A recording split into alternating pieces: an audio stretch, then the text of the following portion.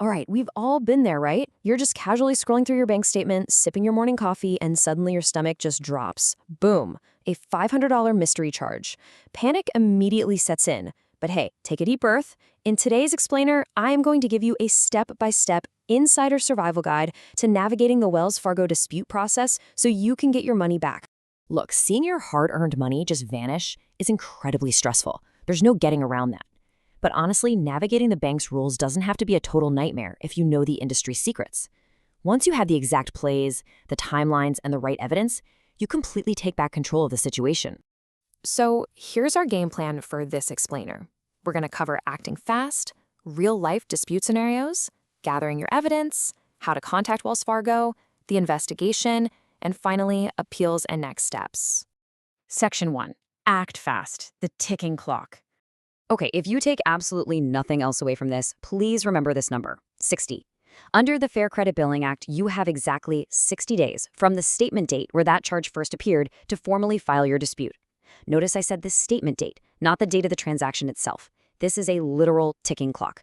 If you wait until, say, day 65 just because life got busy, you risk completely losing your legal right to contest that charge. So the absolute second you spot an error, that clock starts. Moving on to Section 2, real-life dispute scenarios.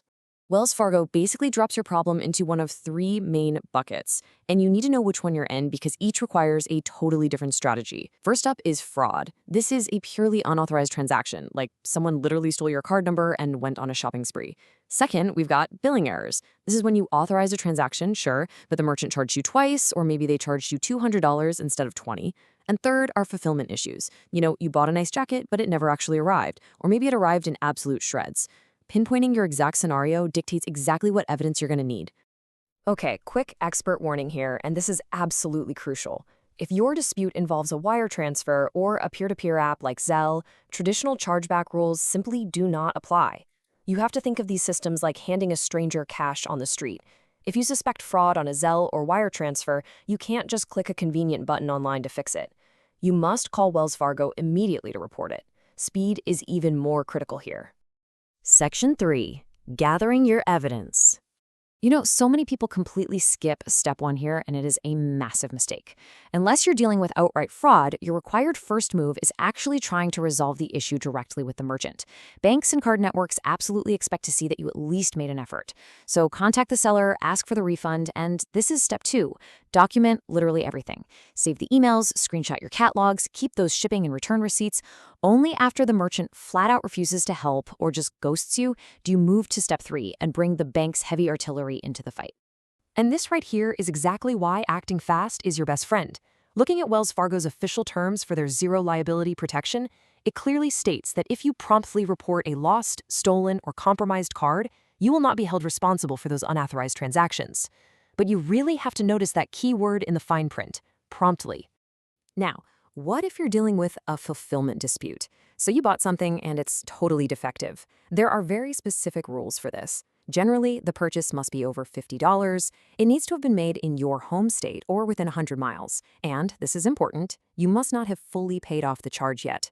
If you meet those specific criteria and the merchant won't help you out, you can escalate things in writing to Wells Fargo using the P.O. Box 522 address you see right here. Section 4. How to contact Wells Fargo. All right, your evidence is locked and loaded. Time to actually execute the plan. You have 3 main intake channels. For standard, non-emergency disputes, think billing errors or a stubborn merchant, the online portal is incredibly streamlined. You literally just log in, head over to account services, hit dispute a transaction, and follow the prompts to upload all those handy receipts you saved. Now, if it's active fraud, like someone is draining your account as we speak, get on the phone. Call the dedicated fraud hotlines to freeze that card instantly. And finally, mail. That's generally reserved for your more complex, formal written disputes. Now, you've got to pay attention here because your strategy completely changes depending on the type of card you used. Credit and debit basically play by entirely different legal rulebooks. Credit cards, they're protected by the Fair Credit Billing Act. Debit cards, they fall under Regulation E. If you're disputing a debit transaction, Wells Fargo might actually require you to follow up your initial phone call with a specific electronic funds transfer error resolution form within 10 business days just to secure your rights.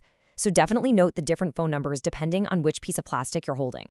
Section 5. The investigation and rating. So you've filed. What actually happens behind the curtain now?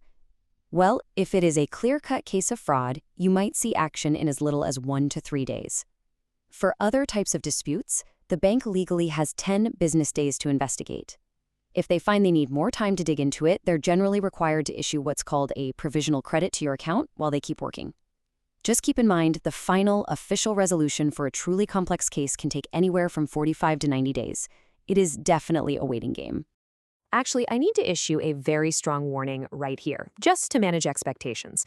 A provisional credit is exactly that, provisional. It's temporary. It is not a victory lap. If the investigation wraps up and the bank ultimately decides the merchant was in the right, they will absolutely claw that provisional credit right back out of your account, and you'll be back on the hook for the charge. So, why might you end up losing? Well, it's due to something called the merchant defeasance cycle, which is really just a fancy banking term meaning the merchant gets a chance to fight back. They have up to 45 days to prove you did authorize the charge or that they did deliver the item. This is exactly why saving your emails and screenshots back in step 3 was so absolutely critical.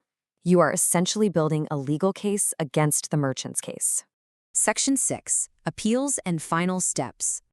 Listen, if the unthinkable happens and your dispute gets denied, do not just throw in the towel immediately. You still have plays to make. First, demand the specific denial reason in writing from Wells Fargo so you know exactly what evidence the merchant used to beat you. Once you have that, you can escalate the claim internally with some new counter evidence. And hey, if you still feel the bank is violating your rights, you can always file a formal regulatory complaint with the Consumer Financial Protection Bureau. A CFPB complaint very often forces a bank's higher-level compliance team to take a much closer look at borderline cases. Just a quick heads up as we wrap things up, this explainer is meant to give you general, educational guidance to help you navigate the system. It's not legal or definitive financial advice. Banking policies and regulations update all the time, so always be sure to consult Wells Fargo's official current terms and agreements for your specific account type. So we've talked all about how to clean up the mess once it happens, right? But honestly, prevention is your true superpower here. How secure is your digital wallet right now?